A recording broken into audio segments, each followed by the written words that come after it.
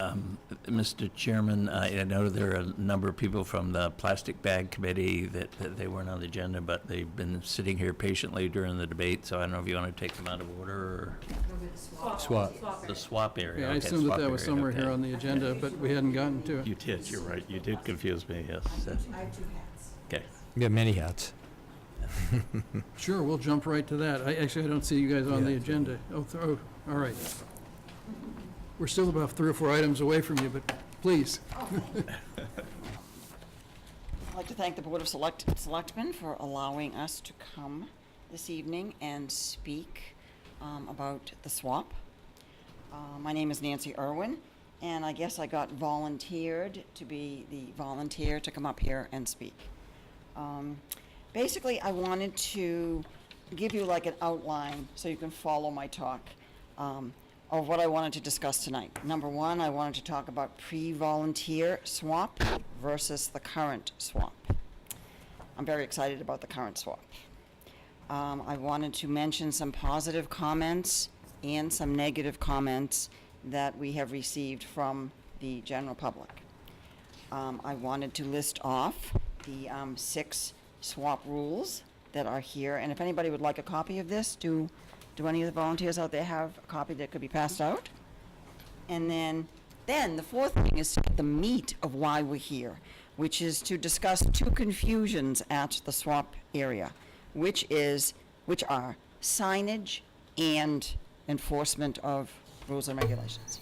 As most people know, the swap area is that section of the transfer station here in Medfield where Medfield residents may come to drop off their items and or pick up their items for reuse, thus diverting a lot of stuff, a lot of treasures from going into the trash. Until a few years ago, before volunteers became involved, at 3 o'clock, the employees of the transfer station would go over to the swap area with their front loaders, and they would scoop up everything that was there, and it would get taken to the trash facility. But now, thanks to volunteers, and with the permission of Ken Feeney and the Department of Public Works, we do have a temporary tent. In fact, we have 2 tents now. One is more for supplies for cleanup at the end of the day, but we do have a tent, a temporary tent. We also have covered shelves, which means that at the end of the day, at 3 o'clock, things are not being thrown into the trash. They are instead being placed, hopefully gently, into the tent or onto the shelves, or put into recycling. And there are 2 recycling bins at the swap area, one for rigid plastics and one for metals. We also recycle items for single stream recycling, which is mostly the cardboard boxes that are down there that people put their items in. So we recycle the cardboard boxes, the papers, and most recently, of course, plastic bags. So at the end, because the tent is not unlimited in its space and the shelves are not unlimited in their space, everything cannot go into the tent and on the shelves. So we do pack up for 6 or 8 or 9 or so donation sites. For example, Goodwill. The Goodwill trailer is right there at the transfer station anyway, so most of the items go to the Goodwill, but some go to the pet or the animal shelter, some go to the library, some go, help me out here, volunteers, to Savers, to New Life Home Furnishings. Yes, that's another recent one, and we're in contact with them weekly about what they need. A few others. Oh, yes, we do food baskets for the, not food baskets, we do baskets for the food cupboard for Christmas time. So we collect baskets from the swap, and we collect items that can go into these baskets. There are a few other ones, too, that can you think? Oh, playground equipment and senior center, the pet shelter, yes, and MAP, I think, is on our list, too. I'm not sure who does that now. That's great. So, but basically, in addition to saving the town money, so like really, we're hoping that we're saving the town money because valuable items are not being thrown into the trash like they had been in the past. In addition to saving the town money, residents that come down to the swap or that we happen to meet around town who know that we are involved in the swap, express their gratitude for all the work that we do.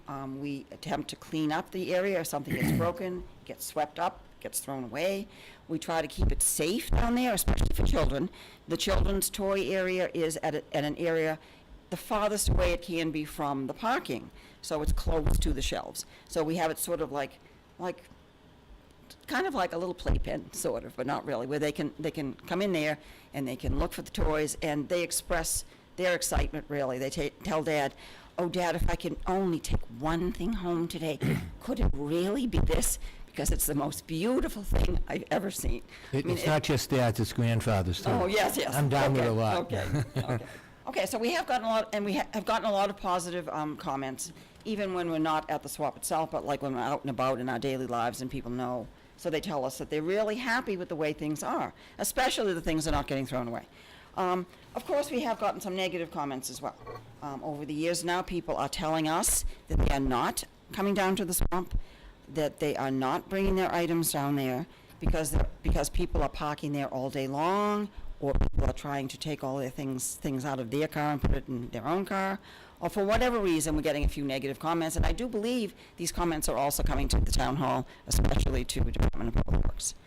We do have rules and regulations now for the swap, which has been ongoing for a couple of years. It's taken a couple of years to actually get them, but we do have rules and regulations at the swap.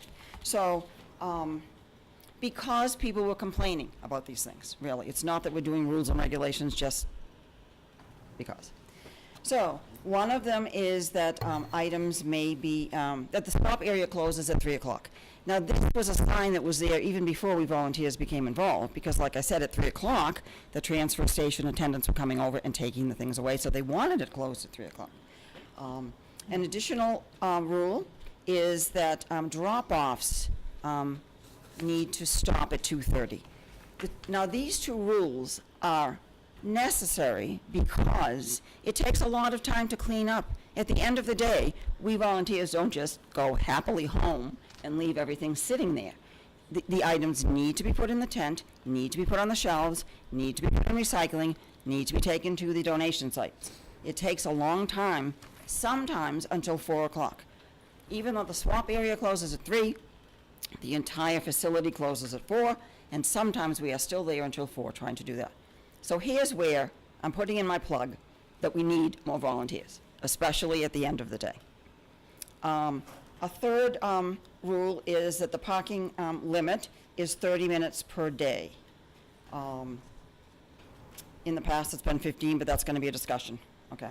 And the reason for that is that people have complained to us that they are going down there with their car full of items that they have cleaned out of their house, and they can't get into the swamp area because other people are there. So, and if they can't get into the swamp area, then they take the things to Goodwill, or they leave the transfer station altogether and go home and bring it somewhere else, or worst case scenario, which none of us want to hear, is that they just drive right over to the blue building and drop it off there. So, this is an important rule. Another one is that patrons are expected to cooperate with the rules and the requests of the swap area volunteers and the public works attendants while using the facility. Another one is do not approach residents while they have the items in their car. Let the residents drop the items off themselves so that everybody gets a chance to see them.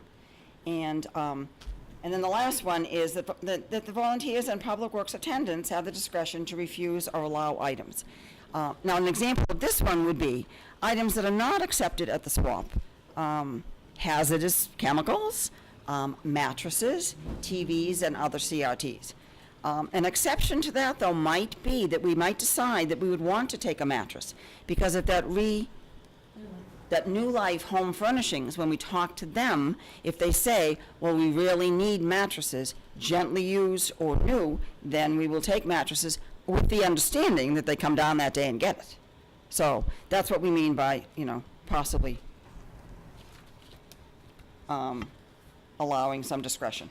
In terms of the swap rules, too, I did want to mention that the Medfield Green did go and look at some other swap sections in the area. For example, Wellesley and Sherburne, and they actually have much more rigid rules, actually. So if people are complaining about our rules, we could tell them they're lucky they live here and that they don't live in those other towns. Okay.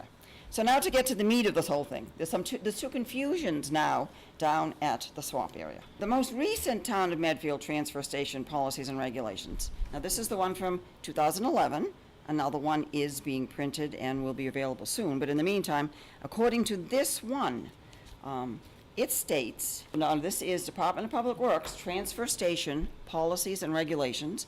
It states under the swamp area that, among other things, that it's open from 9 to 3, that no long-term parking is allowed, and due to limited parking spaces, users are limited to 15 minutes of parking.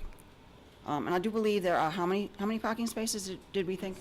16, 18, something like that down there, inside the swamp area. So that's certainly limited. So there's that says 15 minutes. There are 2, maybe 3 signs down there currently that say parking limit 15 minutes. However, in April 2014, the Board of Selectmen approved the increase of the parking limit to 30 minutes per day inside the swamp area. In addition, in May of 2014, the Medfield Swamp Guidelines, which include the 30-minute parking, was approved by Ken Feeney. That's my first thing. Well, The just signage. the new one we voted would take the place of the older one, right? So now what do we do about that exactly, though? With those ones that are down there that say 15-minute, can we just put a sticker over it that says 30? Do we need to get new ones altogether? Can we, because we're a recycling facility, can we have hand-painted ones on recycled wood signs? Yeah, to the board, you passed, somebody, my understanding is you came before the board and didn't go before the Solid Waste Committee with the 30 minutes. Is that correct? So the board, That's correct. it was a good presentation, the board voted it. Well, then, the reappearance before the Solid Waste Committee was voted not down, because they're not observing the 15-minute one, and they're there 30 anyway, so 30 can go to an hour. We don't really have a way of enforcing it. I don't Well, think actually, it's that was my second thing that I wanted to parking discuss. sign. So, the Solid Waste Committee just, as far as they're concerned, the 30-minute was just keep it at 15. They're there 30 anyway. So, you know, but the board, you're talking about volunteers that make recommendations to the board. You guys voted it before the recommendation came from the Solid Waste Committee. So we kind of batted out of order on that one. We You know, did. so it was just one of those mistakes. Yep. And so I think the Solid Waste Committee doesn't recommend it, changing the sign.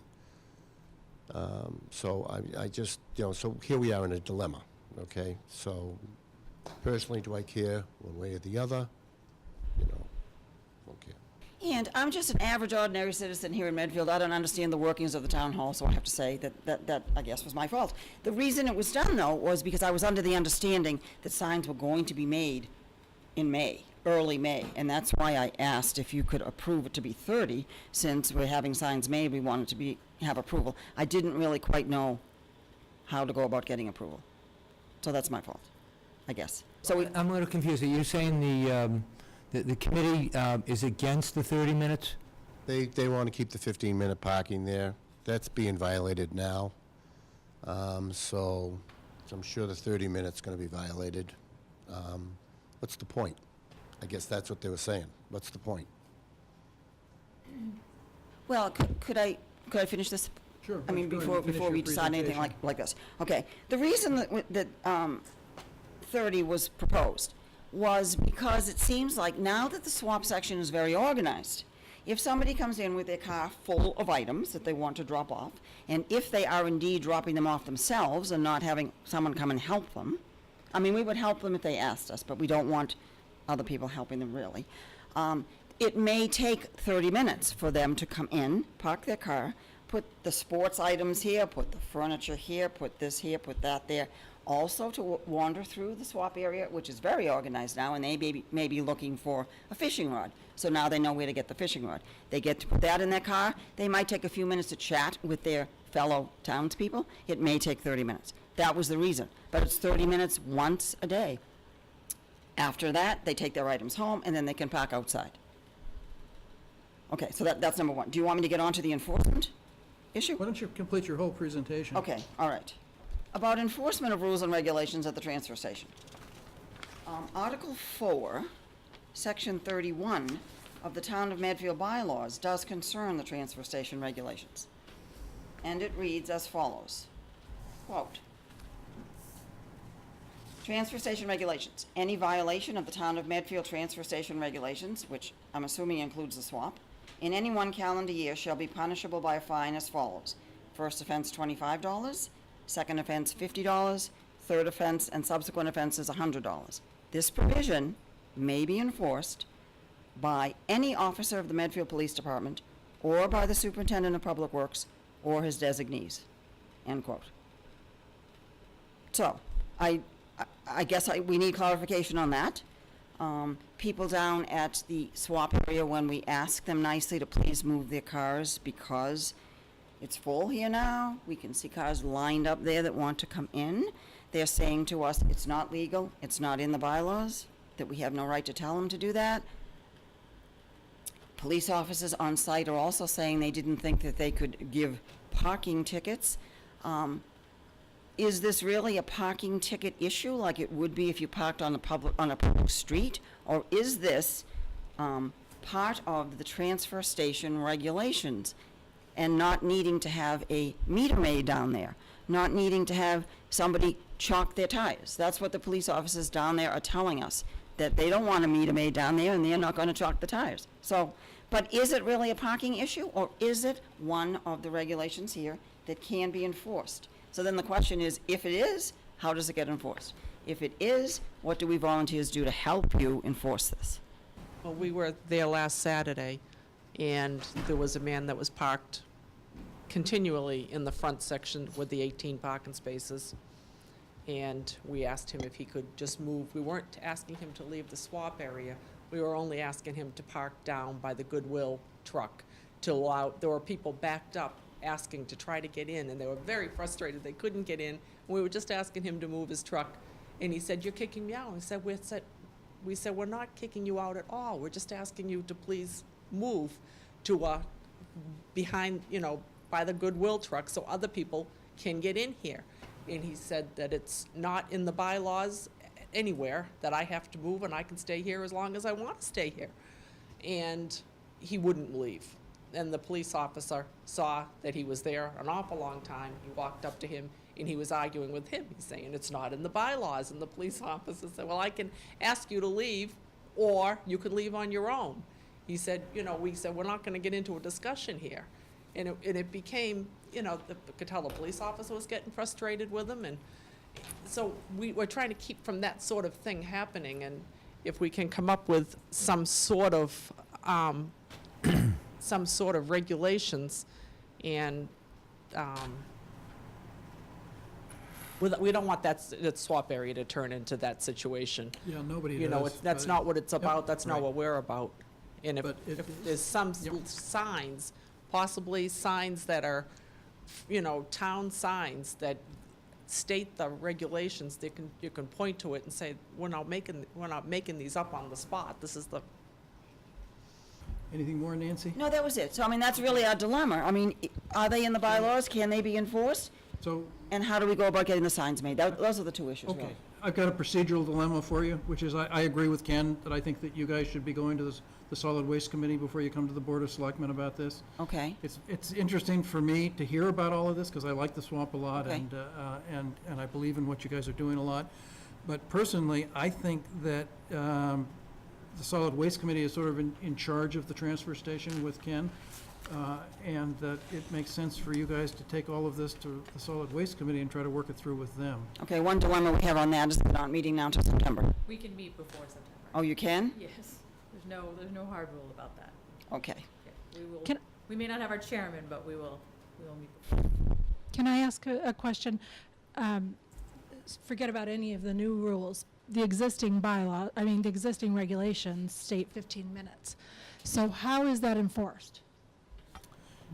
It's not, apparently. I've talked to the police down there, and they don't want to enforce it, so I don't know how, you have to work it out somehow, but it's, So I have a question. If 5 of us were to go park over by the Blue Building on a Saturday afternoon and decide we wanted to chit chat and see what everybody else was dropping off and whatever, somehow I feel like I would be made to move my car.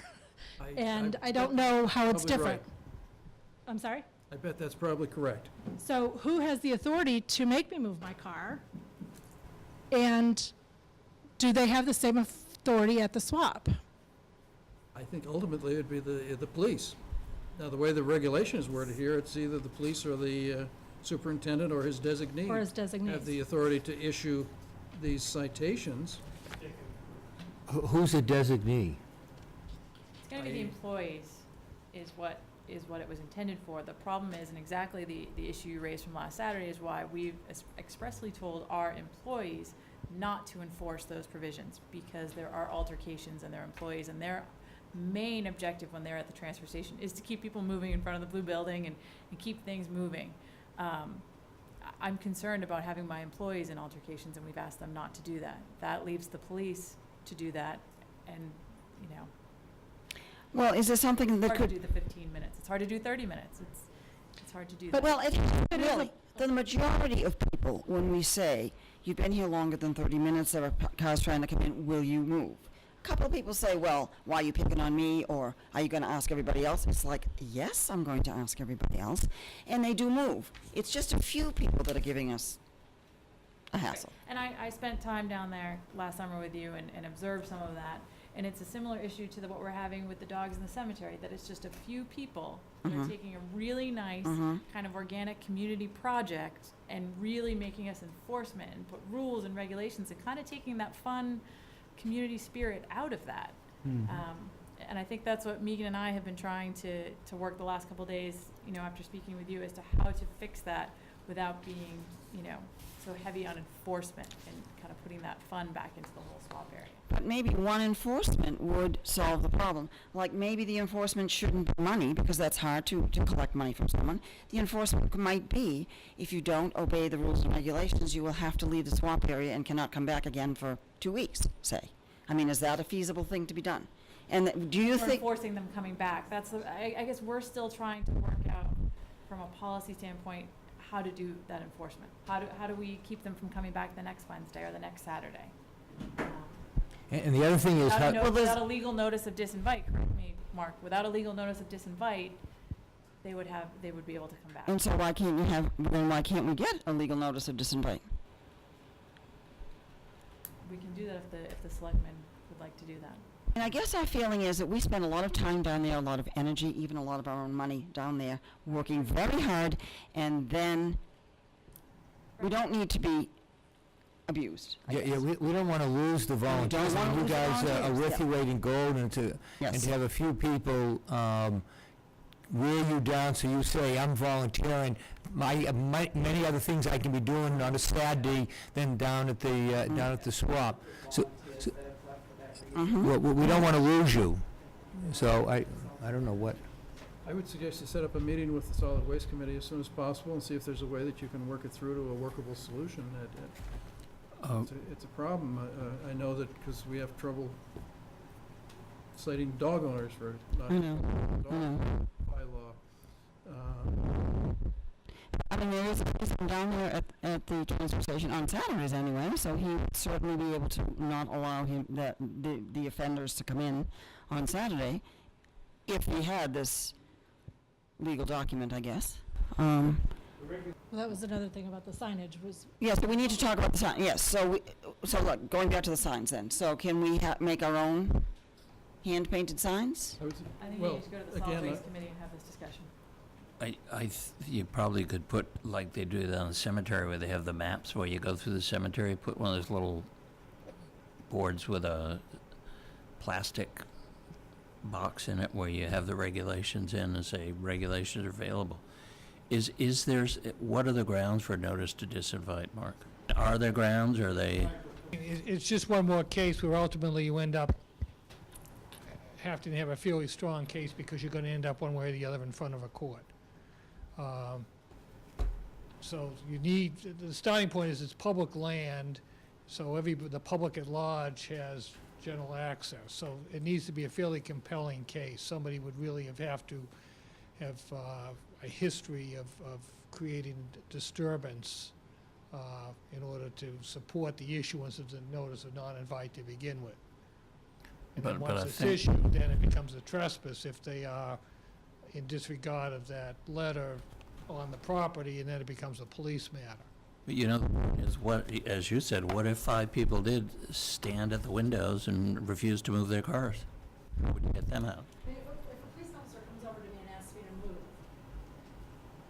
then don't I have to move? Well, at some point, I would. yeah, I mean, and we've had issues down over the years that it actually police. Basically, there's a state statute that it's a violation to disregard a lawful order of a police officer. So, that's again begging the question, what's a lawful order of a police officer? This is a town bylaw. If the police observe it being violated, they have the authority to enforce it. They don't have the authority to arrest for something like that, but they do have the authority to enforce it. And then if somebody is unwise enough to challenge a police officer under those circumstances, I think it easily escalate into, you know, any number of serious criminal offenses having to do with police officers. It's just not a smart thing to do legally. So because there are 15-minute posted signs, and it was in the regulations, the police officers can't ask people to move Yes. by observing. It needs to be, you know, I would, frankly, I don't know how many regulations there are, but there ought to be a board with the regulations conspicuously posted. I mean, there were only 6. Well, fine, like they would do at Park and Rec or whatever.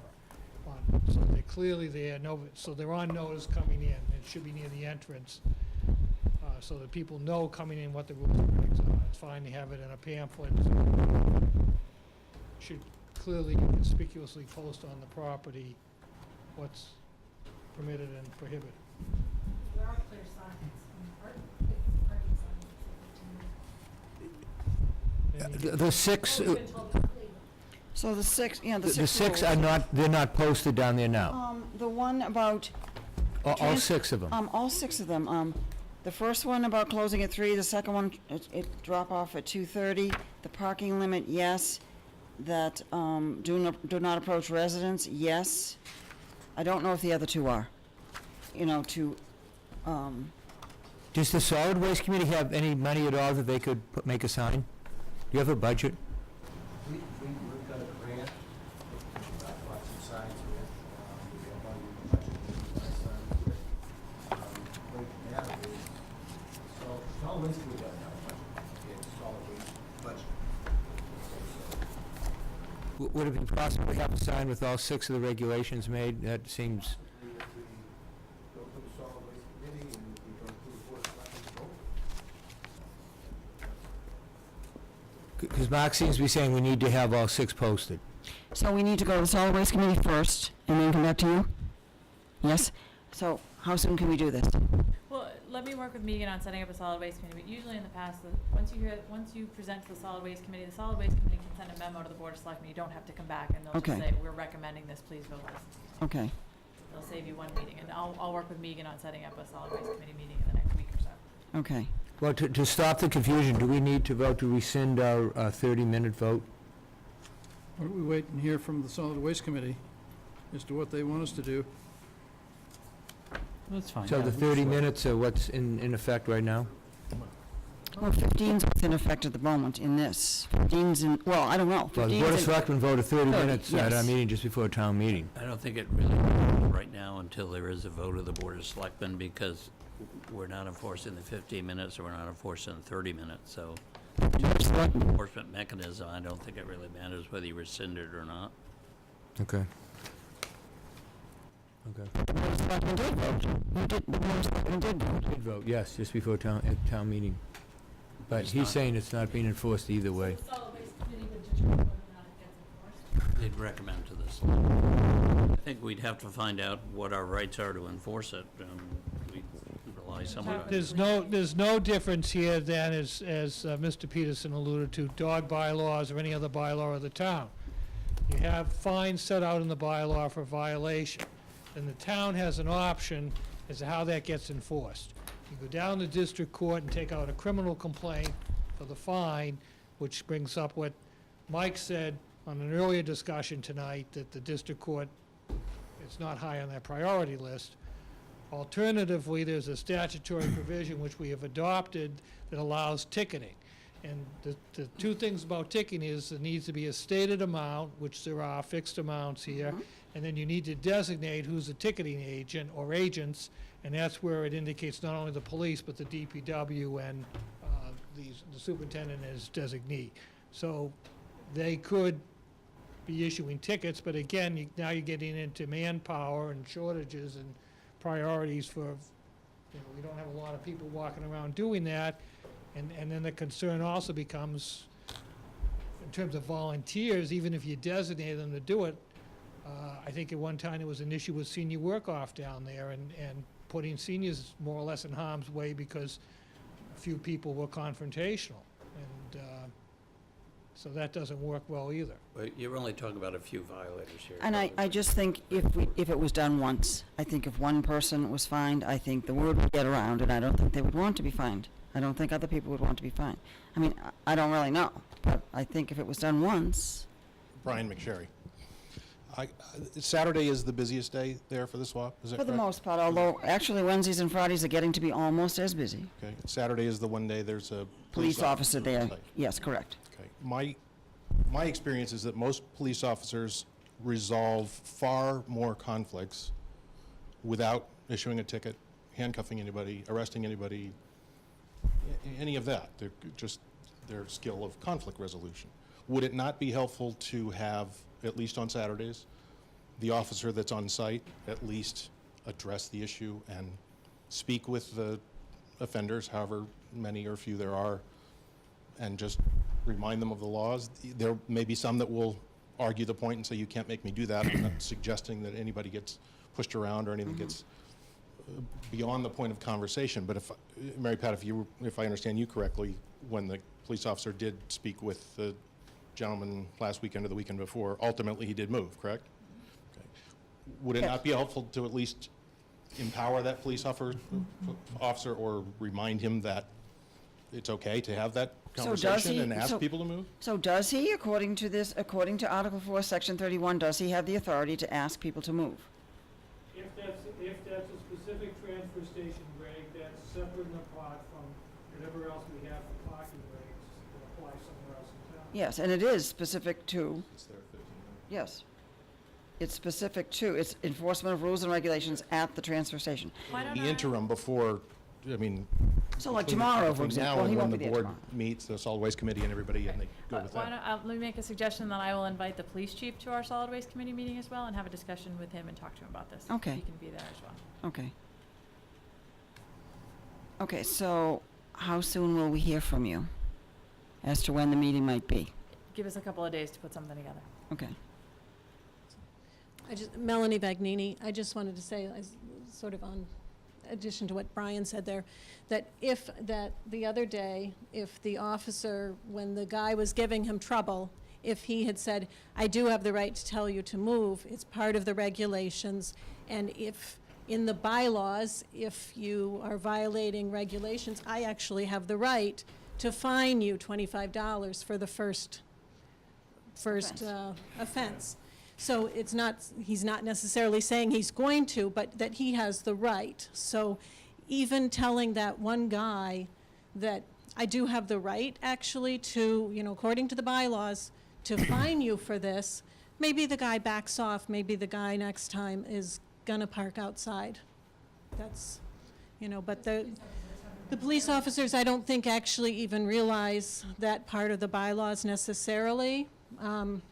Because they were Just a focusing reminder on, to the officers, because this is a It'll be very current, helpful to have the police chief at your meeting, Yes. and Yeah, these you'll are get current it all sorted regulations, out then, you know. hopefully, and and they're saying, oh, there's no regulation, there's no bylaw, there's no right, you have no right to do this. Right. Telling the cops they have no right to tell them to move.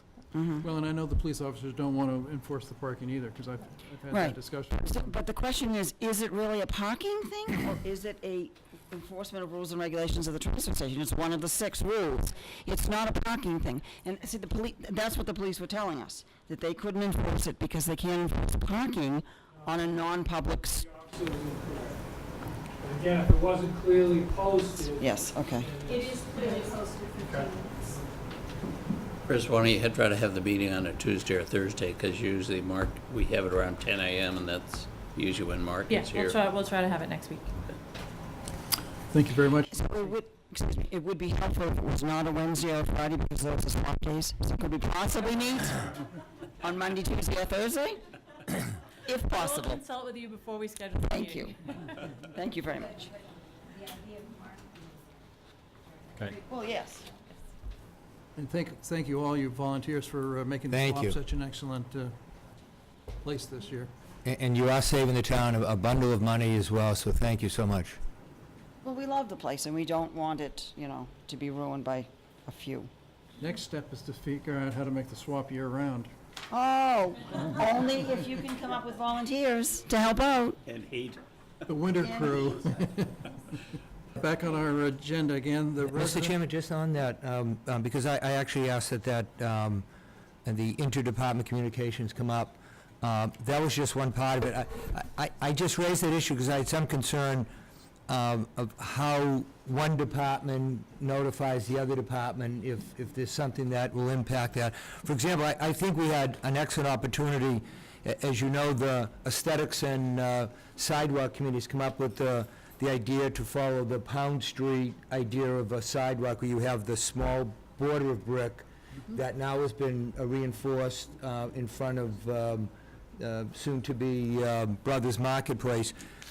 2 weeks ago, Starbucks, that entire sidewalk was redone and it was just cemented. And I'm not sure how we get communications. That would have been ideal, I think, if we had been able to talk with Starbucks and put that border around, how do we communicate that?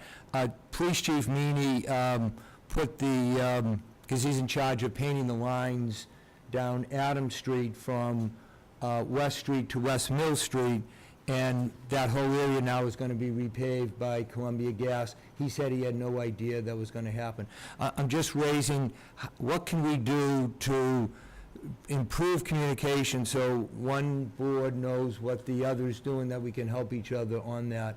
And I just feel bad that sidewalk around Starbucks won't be replaced probably for another 50 years, and I think we had a great opportunity to see if we could continue that brick border theme with it, since they had to replace it, because apparently it was a violation of the ADA or something. I don't know. I guess I would ask Mike or Chris or Evelyn as to how people would suggest that get done. It's appropriate, it's the longest day of the year, so it's appropriate we have the longest selectmen's meeting, I guess. On the Starbucks thing, when Starbucks was first built, they flatly refused to do brick. And I know, Rich, we talked about curb-to-curb brick, and that was overwhelmingly Correct, down it went. correct. And then after that, it went to cement. Now, the opportunity over here, the only thing they did was a section of the sidewalk, because it was ADA compliant, that the highway department said, no, you gotta do it over. And that was backed up also by the building department. John did a good job on it too, with Bobby. So, that's why they went back and they just cement. There was, no discussion about brick. Now, your downtown aesthetics committee voted to put brick striping anywhere in the downtown. Is that what it is? Well, I never heard that before. But did they go before the Board of Selectmen, have the Board of Selectmen vote that? They're actually under the planning board. Pardon me? They're actually under the planning board.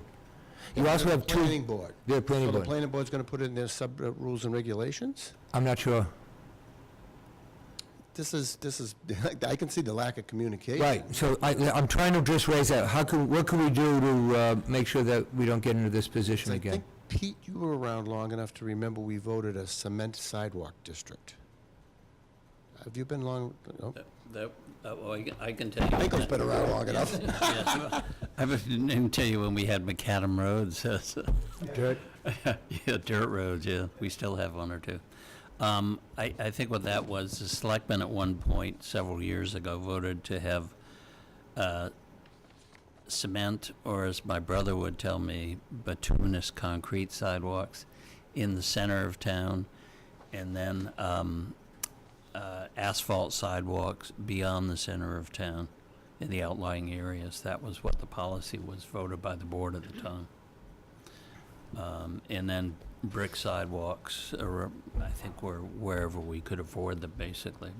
But it was bituminous, or concrete sidewalks in the center, and asphalt and the outlying areas.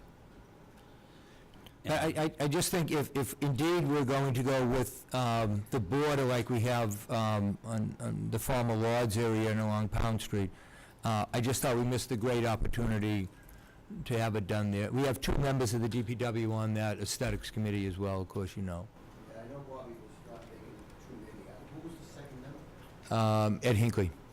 Ed Hinckley? Yeah, Treewood. Treewood, okay, for trees, okay. And then the other was with the police chief, and, you know, he's painting the lines, and then we're going to, hopefully Columbia Gas, very shortly, is going to paint that. I just try to raise, what can we do to better communication, so one board knows what the other is doing, so, Maybe we need another committee to coordinate the committees. well, I don't think we need a committee, but we need to Yeah. do something, because one board is doing something different. I think an excellent opportunity we're not going to be able to make up for 50 years now. Well, I don't know, I think that's the danger we get. We've got a lot of committees that are trying very hard to do great things for the town, and well-intentioned, and it gets hard. The more committees we have, you're just gonna have just hard to coordinate anything, because you just got a lot of people doing their own thing, and it's, I don't know how you do it. You just, yeah, it gets difficult after a while, you know, with people doing that. I don't know how you do that. I think that the common control would be to bring it before the board, all committees. I mean, I understand the planning board's elected, and they wanted the aesthetic committee. But I guess it's, I don't know. You know, that's an elected board. What can you say? I didn't realize that. You know, I figured that the selectmen appointed the aesthetic committee, but it seems now there's, Yeah. I don't know. Yeah. Good. In regards to Adam Street, I did speak with the gas company today. I asserted a little bit of authority, I guess, to get the ball rolling. And they're going to be out Monday to meet with me. And I don't think they're going to be doing curb to curb, Richard, so the yellow stripe is safe.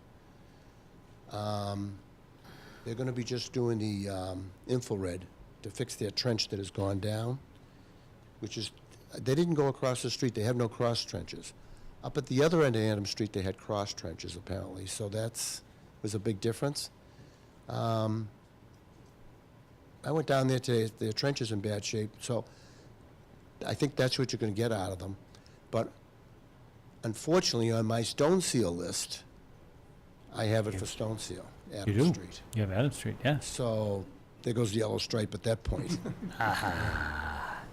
But you know, if the police chief, you know, I think this has happened once in the past with 3 police chiefs that I've worked with, and it's kind of a funny thing.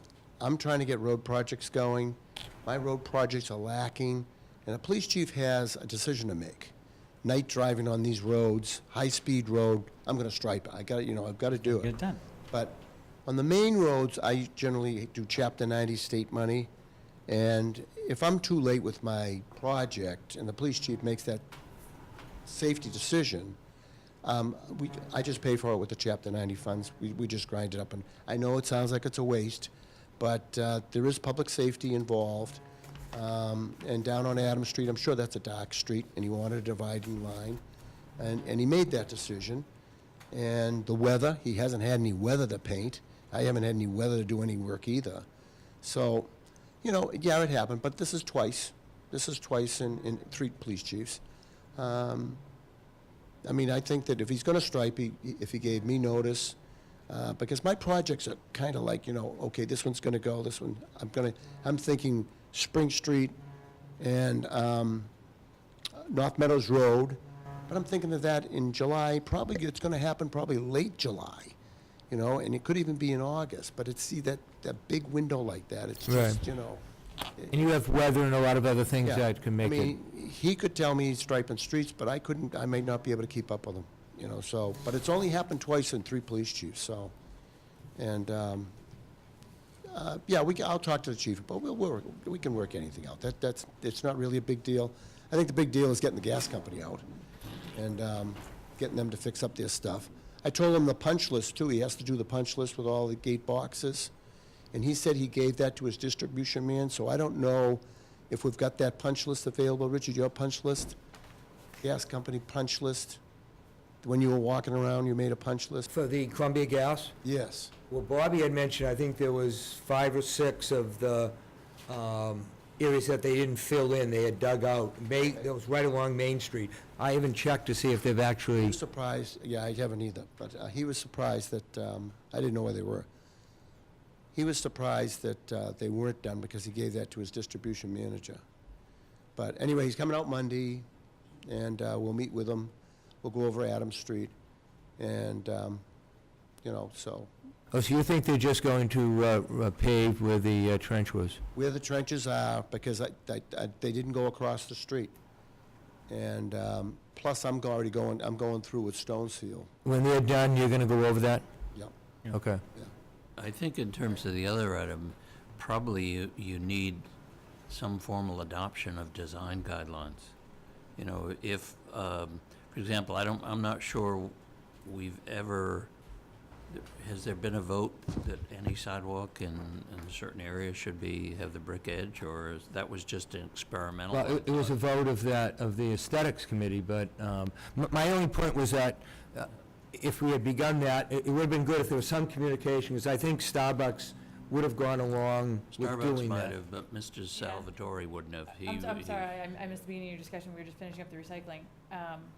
Sarah and I had a conversation about this today, and she expressed some concern to me, and I agree with her, is that we cannot force them to pay for the brick sidewalk. Right, and we didn't with Roach Brothers either, but we can get them to volunteer Right. to do that. But we tried that for an extended period of time with the landlord of the Starbucks building, and he made it very clear that that was not. But that going was to very work. different. That was to brick the entire thing, the entire area, which would have been substantial funds.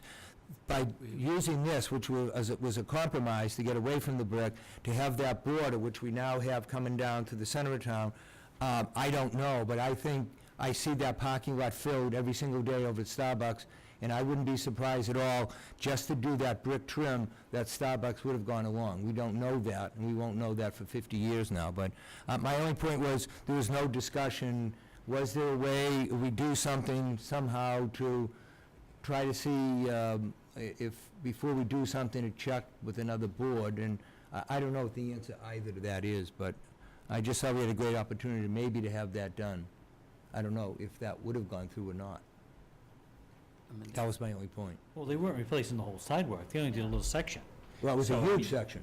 Well, It was a huge section. It was more, I would say about 60%, 70% of that. I don't know, but then it's now you're asking them to rip up the whole thing, I don't know, but anyways.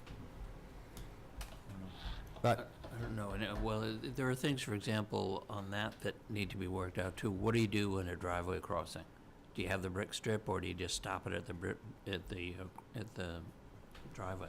'Cause a lot of the you'd have to stop it, which they did over here. I mean, they didn't go across the, Well, because they didn't go beyond it anyway, they were stopping there anyway, but if, let's say they were going down to Oak Street, Yep. Would they continue it across the driveway, or would you just have a well, regular? at the crosswalk, they didn't do it across the crosswalks or anything. None of that is bricked. The whole corner is not bricked, where you have the crosswalks. That's not bricked. You mean where the ramp is, the handicap? Yeah, none of that is the bricked. ramp, is it? Yeah, they stopped there. I mean, that just kind of makes sense. You're not going to brick across. Yeah, on those wheelchair ramps, Richard, at the crosswalks, you gotta understand, we put the blind person mat out. You Right. can't have bricks there, because they'll be picking up on Right, that which is why they didn't do that, right. sidewalk. So right. that's all state regulation. Right, absolutely. Yeah, I don't think anyone was suggesting that. Their driveways, no, we don't continue brick along at Right. Turner Place. I don't think anyone's suggesting that. But I was just trying to see if there was a way somehow between departments, just these three things came all at once, and I'm thinking, is one department talking to the other on that? That was all. I guess as a town, we would certainly hope that departments are talking to each other and that there's some sort of information sharing about this stuff. Again, Richard, there's a financial burden too that we have to pay for all this stuff. So when these committees are voting these things, where's the money? Well, the last one came from, hopefully, from Roach Brothers, and we don't know whether Starbucks would have given the money for it. Yeah, but now, anything that happens in the downtown's gonna get a brick strip. I think we'd have to go to town meeting and let the voters decide if that's something they want in the downtown area. If we're gonna put a new sidewalk in, I would imagine we'd have to put that in the budget and bring it before a town meeting and let the voters decide. Okay. Ken, as long as you're here, thank you very much for sending out the two lists of the streets. One was the streets that are gonna get the chip seal today, and the other one, I didn't understand what it was. Roads LXW Length times width, I 2014. assume length times width? Okay, so are these streets that are gonna get actually paved this summer? Round. No, that's about 3 years' worth of work there, Oh, okay. so that's not all of them. Year one, we're gonna do High Street, Spring Yeah. Street, to Granite Street. Okay, so what Yeah. we've got is, we've got basically Spring Street, okay? Yeah, mm-hmm, We're going up a little bit on the extension up to Juniper, and then we're coming down all the way Spring Street, all those gas trenches, all that other stuff. We're gonna, whole plane 2 inches off, overlay. And then we're gonna get on to, in year one, we're gonna go to, North Meadows Road, yeah, okay, CVS to Dale Street, and then Dale Street to West Street, that's the end. Okay, that's year one. And to give you a little bit of an insight on asphalt, that's $500,000. Total mileage, 2 miles. So it puts into perspective asphalt and why we do stone seal. See what I mean? Yep. Just remember to do that. We've got 75 miles of road. yeah, If you just did asphalt, it would take you 37 and a half yeah, years to come around to that street again, and that just Yeah. isn't gonna make it. yeah, So I think just a good example, that's $500,000. Yep. And then in year two, you got West Street Town Line, that'd be the Millis Town Line. And then you've got North Street from Harding to the town line. mm-hmm, Okay, so, not Harding, what is that town line? Anyway, but we've got North Street, that's not a very big one, and South Street Extension in year two. That's gonna be, that's gonna be another $500,000, 600,000. Yeah. What we basically do is we save our asphalt for the main roads, the high traffic volume roads. The stone seals just simply doesn't work, they don't work on. That's why we do the stone seals in the subdivisions. So, and then year three, we've got Main Street, and it just doesn't stop. It's, and again, very simple presentation, I'm saying, year one, we know we're doing year one. They've got to that point. If at year two, we look at it and say, you know what, why don't we just do a little crack seal this year and see if we can't go, hold it together for another year, and then evaluate in the spring. That's what we do. We don't want to just spend and spend and spend. A lot of towns spend all their Chapter 90 in 1 year. And we kind of save it for the main roads, and seems to work out better for us. It's cheaper to maintain the road system with the stone seals and a good combination of asphalt than it is to reconstruct them, because that would just get into a bad situation if you had to do full depth reconstructions if you let them go, So that's basically where we are on asphalt. And then the chip seals, this year's chip seal, we've got Adams Street, needless to say, we already just talked about that. We've got Bishop Lane, we've got Bridge Street, we've got Clayton Street, Copperwood Road, Cottage Street, Frary Street, Mitchell Place, Mitchell Street, School Street, Upham Road, Vinyl Road, Winter Street. And we're looking at the cemetery also for a little bit of work.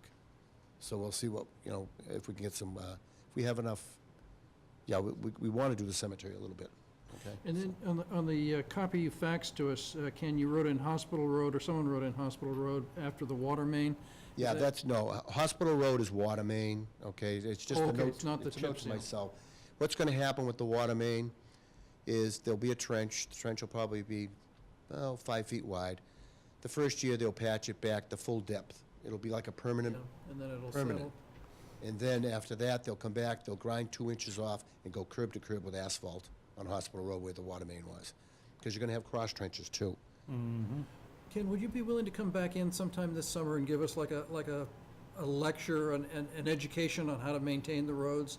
And for instance, like, I noticed that at times, that you grind down an inch or two, I don't know even how much it is, and then just patch a rectangular patch that's skinny and long in the roads in some places, and how that holds up and lasts versus the issue of chip sealing or repaving, or, is that something that you could maybe, because a lot, what we've been hearing a lot through the Massachusetts Municipal Association is this idea of having a, what do they call it, a pavement plan or something? Just some sort of. They have pavement, towns that do pavement management plans are probably gonna float a major bond to get their roads back in shape. Westwood did that. Oh. Westwood did that, and. But I guess the idea is just what maintenance you do to stave off having to pay big money to repave. That would Right, be any very of helpful, those, I think, any to of those learn. grind and patches you see, it's probably, if it's in a subdivision, it's probably in preparation for stone seal. If you've got alligator cracks, you've got to grind them out of there and get back with 1.5 inches of asphalt, 2 inches of asphalt, and then you go over the stone seal. Stone seal is as good as its base, what you're putting it on. So cracks gotta go, you crack fill. Where the road is fatigued, you grind it out. You know, I know I've always been very confused about the Chapter 90 stuff, and it would be very helpful, to me at least, if you'd be willing to come back in sometime over the summer and give us sort of like a Roads Absolutely. 101 course. Yeah, I owe you a few things anyway. I owe you Main Street, you know, conceptual, what we're gonna try and do out there on the sidewalk. And I know there's a list of various projects and things like that. And of course, we're tied up, we are tied up at the highway garage. We still got some site work remaining to be done. When, speaking of the highway garage, what's the expected completion date? Right now, I think at the last meeting, Michael, we might be looking at a little bit deeper into August, huh? Yeah, the contract called Good. for it to be completed by August 4th. And it will probably be essentially completed by August 4th, but there's a couple of things. There was a delay on putting the pit because they ran into water and a couple of other issues like that.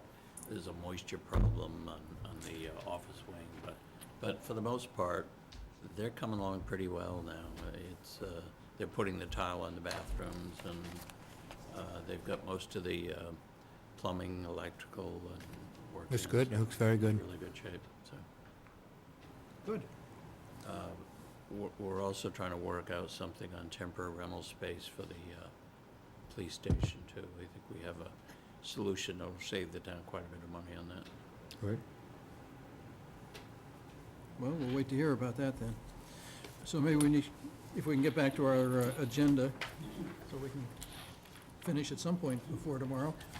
Resident requests a one-day malt, wine and malt beverage permit for an event to be held at the center on Sunday, June 29. So moved. I'll second that. And all in favor? Aye. Yep. Board of Library Trustees requests a one-day wine and malt beverage permit for June 23. Community stakeholders meeting 6 to 7 at the library. I make the motion, so moved, Mr. Chairman. Second that. Any further discussion? All in favor? Aye. Medfield State Hospital status update, appointments to committee. Did everybody put in their choices? Did somebody tally it? I did. All right. Sorry. Jean's got the tally. Just the announcement then. As to who made, Yes, I can announce it. Do you want me to read it? sure, Yep. please. Okay. Well, actually, let me ask, how many people are you appointing to the? Ah, so Oh. that's a I good guess question. that's probably the bigger issue. Why don't I hand these to each? I would say 9, but I was thinking 9 also. but- 9? I don't know. I prefer 7, but whatever. So would be good, yeah. Less is more, but that's all right. All right, let me, if you, well, I'll read you the first 7 and then we can read you the 9. David Perini, Steve Brown, Kenneth Richards, Ralph Costello, Steve Nolan, Pat Casey, Gil Rogers. There's 7. To go 9 would add Randall Carg and Teresa James. I would prefer 9, I guess. I'd go along with 9 on that. Okay. 9 it is then. That's it. And then we had a list of people that are willing to, Yeah, there's a number of people who have been willing to donate their time to assist the committee. Yeah, so that'll be great. And why don't we ask the people that didn't get appointed if they would be willing to be resources for the committee as well? Do you want to take a formal vote? To appoint? Yeah, is there a motion to appoint those 9 to the committee? So moved. I'll second that. All in favor? Aye. Yep. And do we want to appoint someone to call the first meeting of that committee? Or Chris, do you just want to arrange that? It might be smart to be Steve Nolan, only because, Yeah, I was just gonna say where he's. and why then don't they I could ask him to call decide. the first meeting? That's fine with me. Anything further on the state hospital then, or are we?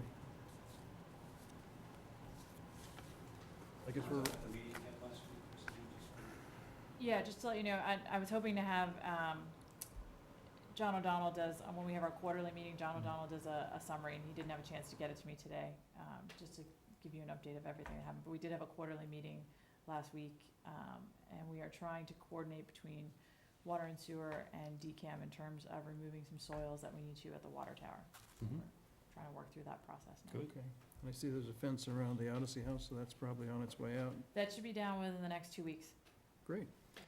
Christine, as we're getting close to this July date that hopefully both branches and the governor will approve as far as the land goes, should our negotiating committee begin to meet with DCAM to try to finalize that purchase and sales, just to see where we stand, if there are disagreements or issues or that type of thing? I actually, I met with Mary Beth on site last week and did a walkthrough of the site, and there, just to look at some of the survey work they're doing and some of the memorandum of understanding they'll be doing with Mass Historic, and they're starting to work on that land disposition agreement, and they will forward their draft once it's been completed. And we actually did receive a draft of the water tower today, and we're just going through that now. Okay. Excellent. Bill did point out to me, and we emailed Amanda this evening before the meeting, the legislation for the state hospital had the emergency preamble removed. And we're not sure why, so we sent Amanda an email as to why that happened. But what exactly does that mean if it was Doesn't- removed? It becomes effective 90 days after the governor signs it then, instead of immediately. Yeah, the emergency preamble means as soon as he signs it, it's effective, and we can start working on the transfer. Without the emergency preamble, you have to wait the With minimum. 90 days? Which is where we are with the water tower, which worked out fine for the water tower because we're doing the whole survey, so we needed that time anyway. But in terms of the transfer of the hospital, we'd like to have that happen as soon as possible. Yeah. how's, Waste 30 days. when I met with water and sewer downstairs, they were concerned about the surveying work. Is that still on schedule for at least for the 6 acres for the water tower and the? It is, actually, I just talked to Mary about today, and they have finished flagging it. I had some concerns when I walked the site with them last week, in terms of where I thought the 6 acres were. What they've done is they are going to finalize their flagging of it, and we will have water and sewer out, and we will actually walk that 6 acres with their consultant to make sure that, we're all on the same line. Okay. The same 6 Their acres, same concern, 6 acres. one of their concerns was that they have to go before the Board of Appeals for a variance or, and they were concerned that they show an interest in the property. I think the fact that the governor signed the legislation to transfer it to the town is sufficient evidence of an interest in the property, so I think they're all right on that. But then they wanted to make sure, before they went out to bid on the water tower, that the town owned the land, so they could include that in the bid specs, so. And I think DCAM recognizes that. They're doing the water tower as well as the whole hospital property survey, and they've done the water tower portion of it first for us because they know we're trying to move that along. Okay, So good. we should keep on site. One of the other things that we're coordinating with water and sewer with DCAM is the work in the C&D area is, the contract should be signed this week. The company that's doing the work is Charter, Charter and Environmental. they should be beginning work probably within the next couple of weeks as well. The plan for the removal, truck traffic to remove the material that's coming out of the C&D area is to come down the old power plant road, down at the lower end of Hospital Road, down by Route 27. And one of the things that we're coordinating with Water and Sewer is to make sure that the DCAM's not trying to get trucks out that end of Hospital Road at the same time that Water and Sewer is putting water mains up the middle of the road. So And Ken has a good working relationship with John O'Donnell from DCAM, and actually Ken and Environmental Partners, who's doing the water tower, attended the quarterly meeting so that we could make sure everybody was on the same page in Great. terms of not only staging that, but the issue with the water tower and the soil removal. Thank you very much. Under pending, we've got Farm Street and Harding Street Railroad crossings. Yes, and I've been in touch with, who is it? Transit Realty Associates, which handles the real estate for the T, and they wanted some photographs and a plan of the land, so Ken's gonna have Bobby take some photographs. Or if he's tied up, the chief said he could do it too, so let me know. And then we'll send them in, and Chris can probably put together just a street section where the rails will be removed, so we'll send them. Great. Are we going forward with Harding? I know the police chief at first With was. both, yeah. We're going forward, Yeah. good, excellent. Police chief didn't feel he had an issue on Harding No, either. once I saw the radar there, I noticed my speeds were always very low. Park Street signage. Ken and I met on this, we pulled some old plans, and we are actually going to ask the county to do a layout and a survey over there. It's impossible to tell from the plans we have Oh. and the current construction if, where we have any land or if we have any land there. I think that's the easiest approach to take first, to have the county do that. I know Megan Sullivan circulated a picture of a sign today, Yeah. which we thought was really fantastic, which I think would be great if we have the land to put it on. If we don't, then I think we have to go to Plan B and talk to the ZBA and the sign committee about what to do about an off-premise sign and what we can do for that. Yep. Yeah. But I think the first step is the county finding out our exact layout and if the town owns any of that property. Yeah, I think you probably need to touch base with the sign bylaw. Absolutely. Anyway, Yeah. because I know we did that on the sign on West Mill Street, and Yeah. I appreciated that, so. And Yeah, What I liked about the signs that you had in your photo there is that it said what was there, Megan's- ice cream, bakery, people going by know what's down there. Instead of the actual business name, it was Yeah. just a generic reference to the type of business. Because I noticed already the beginning, several businesses now are putting little short signs out by the bank, because I think they're hurting business, and they're trying to do whatever they can. I noticed there's been 2 up there lately. Jim James used to park his pickup truck there with the Yeah. Park Street Books name on it, coincidentally. Good neighbor policy. I just want to know if we had sent out again to the different boards and commissions a reminder that that is policy. I haven't, but I will. Great, thank you. Gatehouse update. I believe they're planning to start in July, so they've been meeting with, I know Ken, can they meet with you for street opening, or The building commissioner had a fairly a big meeting meeting with last them? week. Yeah, and they've been in to see Sarah, so they're just getting ready to go. Okay, and Columbia Gas, Adams Street paving, we've already talked about. And selectmen's reports. Mark? Just a couple things we had, we had high school graduation a week or so ago, a couple weekends ago. Great day, another nice sunny day out on the football field. A little warm, but it always is. As if you haven't had enough graduations this year already. Yeah, yeah. But it was good, but thank goodness as it is, they do a great job, and it's nice that they keep it pretty brief. I think it was an hour and 25 minutes, which is pretty quick, speeches are pretty short. And I broke down, I didn't wear a suit and tie this year, I couldn't do it. Richard hung in there with There was a little bit of a breeze at Yeah, times, it yeah. wasn't too bad. Yeah, It was yeah. warm, though. Richard wore it, and Bob Meany always has to show us all up. I'm wearing a dark blue suit with buttoned up, with a shirt and tie on and stuff. So, but it was good. It was a nice day, and we had a nice this last Saturday night. The Zulu Gallery had their fundraiser with their tent over, and back at the gazebo there, they had a really nice tent set up. So We went to that on Saturday night, and that was very well attended. I think they did quite well again. A nice fundraiser for them. You know, they had a band there, and food was all donated by all the local restaurants, and you know, beer and wine was all donated. So it was a really nice event. They do a nice job over there. It was, and it worked out. And Saturday night was a nice night, so it was a nice night to be outside. Wasn't too hot, so it was a good time. Couple good things. Richard? I attended that Craft Day exercises where they honored Tom and Nancy Kelly Lavin with the Wall of Excellence and Lords with that. So I thought that was very nice, and they were touched with that.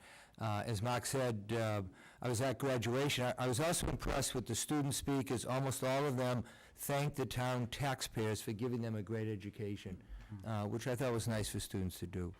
I attended the mini town hall with the 2B seniors, and what was interesting is one of the biggest concerns, the question they had is, could a sidewalk go on Metacomet Street? That there's so many kids now that park on the tennis court parking lot and on Pleasant Street, and all the sports teams have to walk back and forth. Their concern was just safety on Metacomet Street, which I thought was interesting. There's absolutely a need there. It's a safety issue in the morning especially. I attended a meeting with the chief of police and a lot of the neighbors down on East Main Street, and I'll just give you a list of some of the concerns you can look over. I think one of the things that they wanted to make sure is that the sidewalk study was indeed ongoing. I'll give that to Mark. They came up with a number of recommendations concerning sidewalks, concerning speed limit, concerning signs, removal of telephone poles, blinking lights showing the speed that the cars were traveling, some street lights on Pound Street, concerns about the intersection on Pound and Robert Sproul, no parking, stopping, or standing signs in front of the Clock Tavern in a third of a mile each way, and for the selectmen to send a letter to the Trusca Company concerned about the speed that the Trusca trucks do going down Main Street in and out of Midfield Center. So I thought it was a very good meeting, and the chief was able to make a list of these concerns, plus dealing with the speed limit on that area, to have a gradual, it's 25 in the center, to then progress up to 30, past that Clock Tavern area, then to 35, so that you have a gradual speed limit, and also to make sure the police are up enforcing the stopping at Pound and Main, and also the speed limits up there. It's very hard to change the speed limits, although, it goes to 40 at the Baptist church. Right, and he wants that to be gradual, 25 to 30, Right. 35. You have to have the study done, and it's based on what 85% of the people are doing, and I think he's gonna have trouble lowering the speed limit. Well, he's gonna look at that, but, I think there is a thing you can do with a thickly settled zone, if houses are less than, I think, 200 feet apart. You That's can do a 35 thickly miles an settled. hour, so that would get it down Yeah. 5. but they're gonna meet back again in the summer to see the progress we can make on these, and the chief is gonna be looking at each of those. I attended the Eagle Scout ceremony. It was interesting. Jerry Kazanjian, that's been very active with the Boy Scouts for years, issued a challenge to the two Boy Scout troops to see if they could develop a town-wide map/brochure showing where all the trails are, the parking, the entrances to the trails, and things like that. And as usual, those Eagle Scout ceremonies are just so impressive. And I also went to the Girl Scout bridging ceremony, which is just as impressive. Just the amount of Girl Scouts taking part in a town like Medfield was amazing. I took part in the Discover Medfield History Day, just thanks to Memo for running that. And it was great that a lot of people were able to get into the Lowell Mason House and really see that, so that was great. I also attended the Legion installation. Congratulations to Ron Griffin, who's again going to be installed as the new commander. I met with the Sherburne Board of Selectmen, continuing the the towns around us of trying to share information and equipment. But it was interesting, I had to sit for quite a while because there was a citizen committee that had 16 recommendations to the Board of Selectmen. Their overall theme was they wanted lower taxes, keep Sherburne rural, and keep the residents in town. But it was interesting, they wanted to go to the pay to throw trash for Sherburne because they thought that could save money.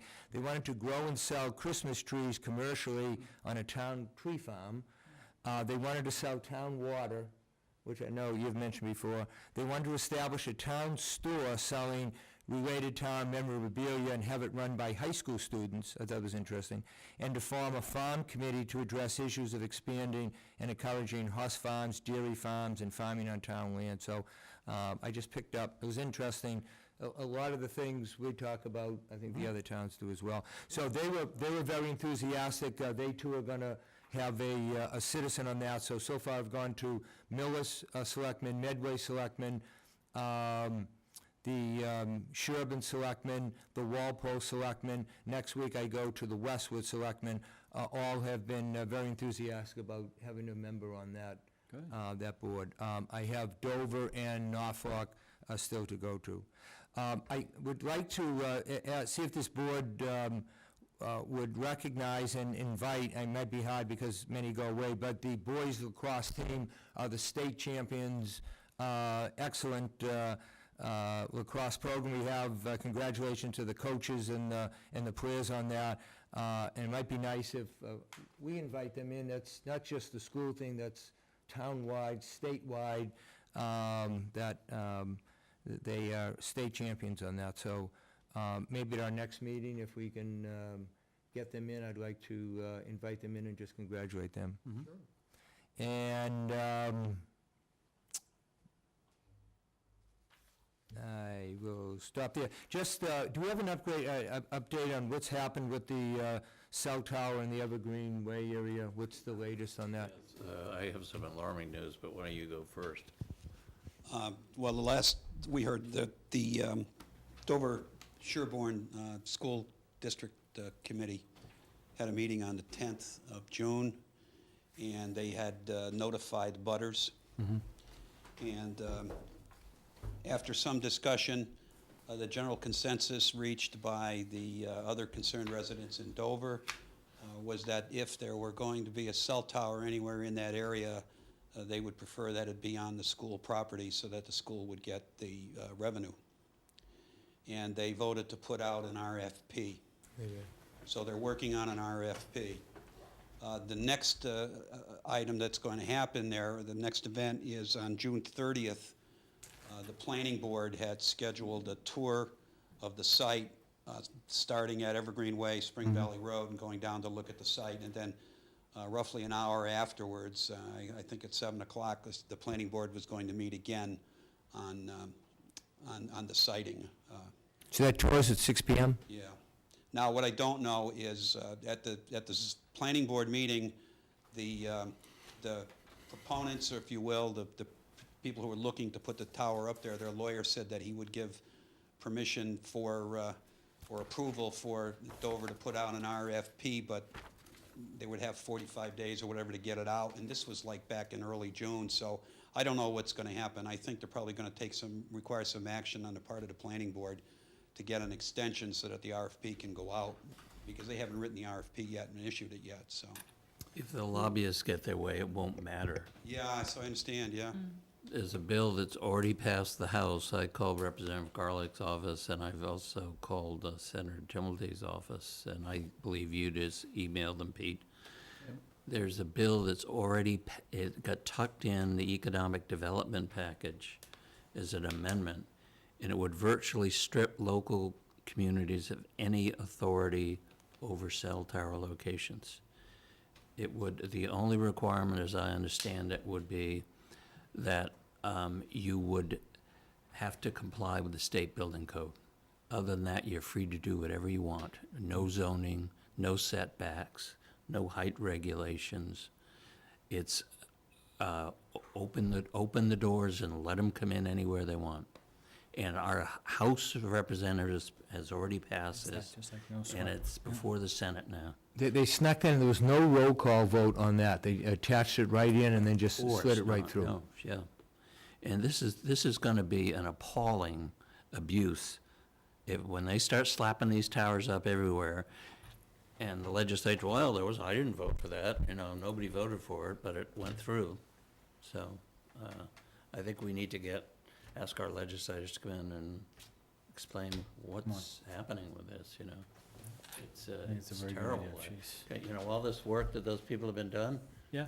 Just it throw it doesn't the window. matter. If they get this legislation through, these Doesn't guys matter. can put towers everywhere. And the federal legislation is loose enough. I mean, it gives them enough, enough leeway to put things pretty much where they want anyway. Oh, Massachusetts always gotta be first, even when it's bad. I guess we're there.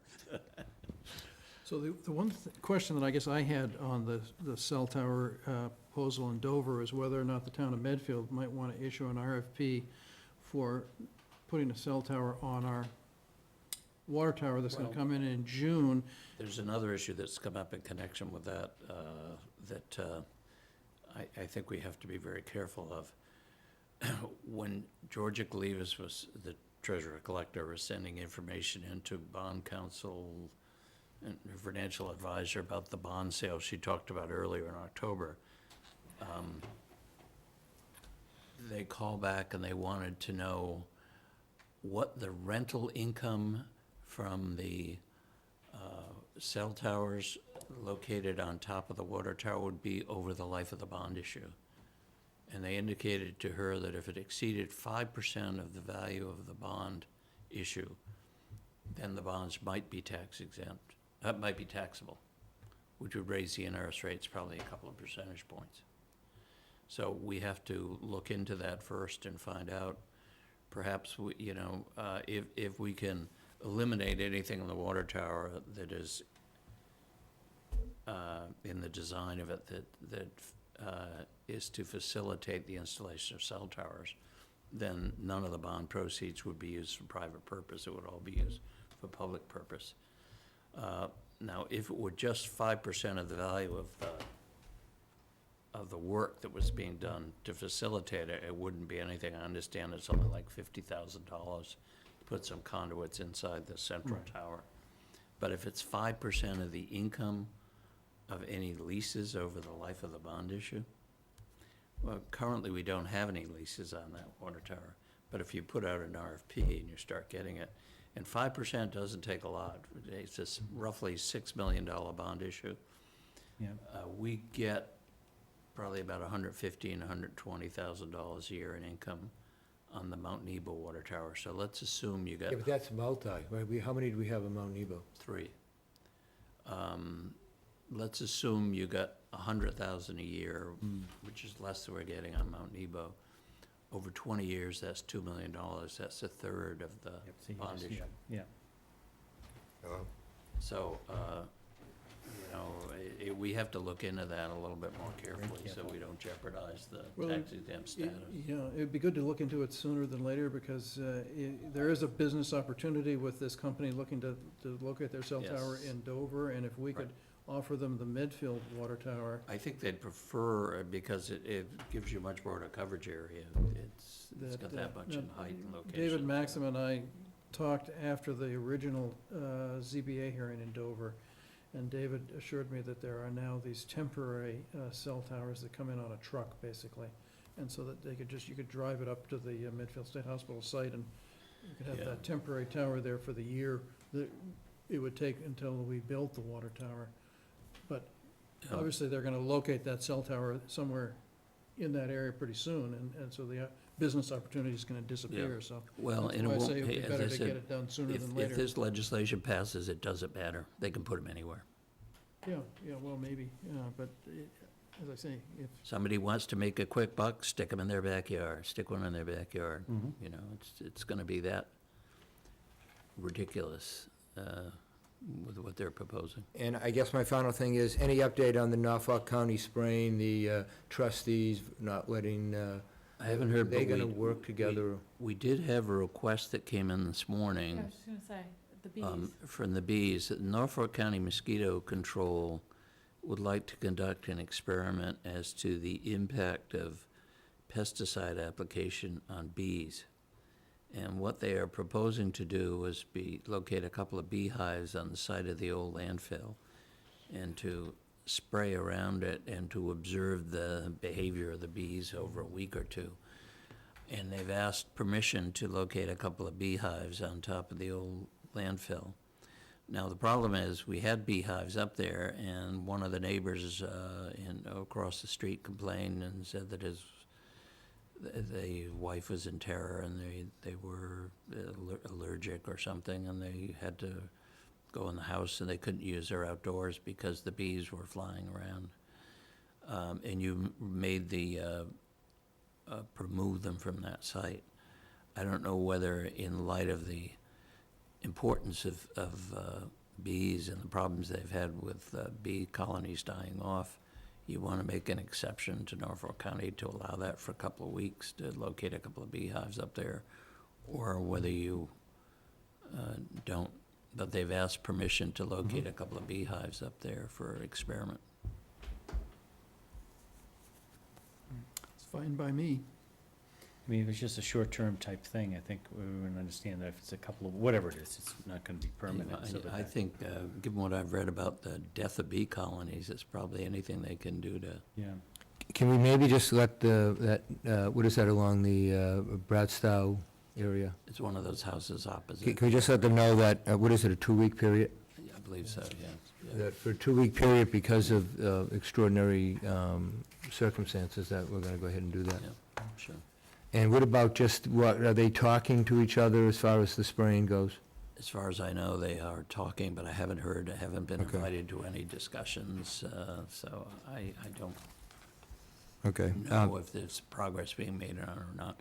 When I call in connection with this, I'll ask Lawson if he knows, Mr. Lawson, if he knows anything about it.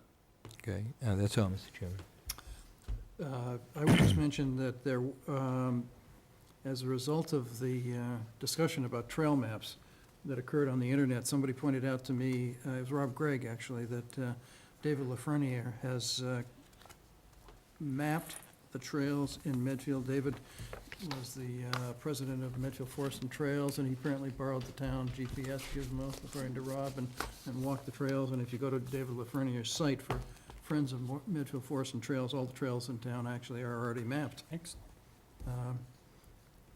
They're not the easiest maps No. to use, but Is there a link to our website for that, or so that I'll check somebody? if there is. I don't- and actually David doesn't live in town anymore, so Yeah, who knows that's- how long his website's gonna be up on. Yeah. Medfield Foundation had a meeting, and a lot of that was, had to do with the, getting the Angel Run off the ground. MCAP had a meeting last week, and there was discussion about not just being an abuse or a substance prevention group, but basically a prevention group, and so that it would include preventing a wider range of things, anxiety, depression, bullying, all sorts of things that are issues for the young. In the fall, they're going to be reaching out to the CSAs and the parent-teacher organizations.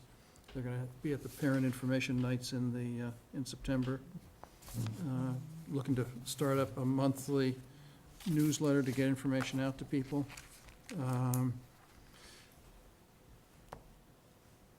Went to the reinstallation of the officers at the Legion on Saturday night. And then the other thing I guess I would mention would be I had seen some granite blocks in the woods up off of West Mill Street and thought that they would be very useful for the town, and we've actually we're along the ways to getting permission from the MBTA to use those in the pocket park as seats. So that's kind of nice. And then the last thing I'll mention is that I went to a mini town hall on Alder Road, and they were very active group that suggested a lot of things, and so I wrote them up. So under safety issues, they have a bus stop apparently at South Street and Juniper, and the snow plowing gets piled up on where the bus stop is, and so that And I guess when they call, then it gets taken away, but they don't like to have to call every time. They suggested reflective tape on the poles for the street signs to Right. designate a bus stop. I wasn't quite sure what that would do, but it sounded like an interesting idea. They said speeding on, I'm sorry. Is that like what they have in Walpole with that blue tape they have on the street signs? reflects Yeah, I the like that lights blue and tape. everything. They have it wrapped around all the Nice. street signs over Right. there. They said that speeding on South Street is constant. And then I created a series of what I called their equity issues. The first one was town building rental equity. Town buildings should have uniform rental rights. And they especially focused on the Council on Aging discrimination of its rental space against kids. Paving and sewer betterment equity, they felt that their neighborhood wasn't treated correctly. They did come to the selectmen about that, I know. And I didn't remember enough about the issue as to why Juniper Lane was not. It was the difference Paved. between chip sealing and pavement. And Yeah, they paved in the areas that were dug up for the installation of the sewer. In the areas that weren't dug up, they used the chip seal for the reason that Ken pointed out earlier, The that whole it thing. saves you a lot of money. Juniper Lane was dug up for a sewer, but it didn't get repaved. It got chip sealed. It was all part of the sewer project, that what they did is they patched it, and they have all these trenches across. So then again, you're talking about good base, and so. But most part of the people- sewer project, they paved it. So the people that paved the betterments over on the other side, they, got pavement. Now, I come along and I gotta do Juniper Lane, and it's a subdivision road with very little traffic, you get stone sealed. But unfortunately, the next street over got pavement because it had sewer. But Juniper Lane didn't get sewered? No. Oh, It- It was Juniper kind Lane of, has private sewer in it. It was installed by a person down the end that couldn't Title V, and he ran it all the way up. He had a partner in that. oh, okay, so there's a private sewer, and because of that, Well, it's in a public way, it can't be private. oh, What they did is they left off services for everybody, Yeah. not services to their property, but Ys and caps, so that if they wanted to go out the street and get sewer, they could. So. did they get bettered at the same rate as the people on Clark? Oh, it's private, totally, That totally. person they- funded it, we didn't, Yeah, okay, all right, so that's the issue, that yeah. they didn't pay the same as the people on the next street. They said that there was one private way up there that was repaved, that they didn't understand why that was repaved, but, because it was dug up to put in the sewer line. Is that Riverview? I don't know what street it is. If you dig up the street to put in sewers, I think the sewers on the houses on the What's street the private were way up put in there? from the, I think there's only 2 houses, maybe on the. Ken on the thinks that's a street. public way, Riverview. Review? Could have swore I saw that before, I can look it up. Is it? Okay, I'll check, yeah. Yeah, But well, it- maybe, yeah. And then I thought this was an interesting one, park equity. They thought there was a disproportionate and lack of overall Medfield resources on the south side of town. I was talking to that, it Is that seemed to me right? there's about the same. In fact, I think Ah. there's more open land on the south side of town. But you got, on the north side, you got Memorial and Dale, you've got the swim pond, and you got McCarthy Park. On the south side, you got the high school, middle school complex, you got the Wheelock School with all the fields down there, and you've got the Noon Hill with old all that open trustees land, land, and yeah. the sledding hill down there. You have the Yeah, sledding hill up right. on, up near the hospital, but you also have the South sledding Street hill Extension. down Off off the South South Street. Street. So Extension, yeah. I think they're pretty equally I don't know. divided. You have to do a terms of study the, on that. Oh, and you also have Metacomet on the south side of town too, so, Oh, yeah. so. They suggested that it might be good to create a resident database, a resource list of people, basically, of residents that are willing to volunteer their skills, so that then whenever we have a town issue, that we can just pull somebody out of the database, I guess was the idea. Oh, here's another one for you, Ken. Clear plastic bags for trash There you go. on the tipping floor, so that if someone's throwing away recyclables inside their plastic bag, they could maybe get shamed into. Yeah, well, people there that Other can people wander on seeing the it and say, floor "Oh, can what are you like doing?" yell at 'em. You think the swap area's got issues, we have to get into that. Yeah. Good point, Ken. Didn't Moving think about on. that. And then there was, they pointed to, in Dover, I guess, in the town report in Dover, they actually publish, they gave me the link, I looked, and Dover publishes the salaries of all the town employees, and then publishes next to it the overtime that each town employee has charged, so you can see what each town employee is making, and they thought that was a good idea. So, that's it for me. We'll ask if we can publish their salaries too, so Well, but I that, think see, it's so that different when everyone you're in a can. town business. I mean, I or don't the know. states put Privacy. the states put the whole checkbook online, so every state check is available on the internet now. Probation department too? Every state check, you can look up everything. Mhm. Informational. I guess you covered that, Mike. What's this, the Senate bill is, that's the same, an act relative to the Architectural Access Board?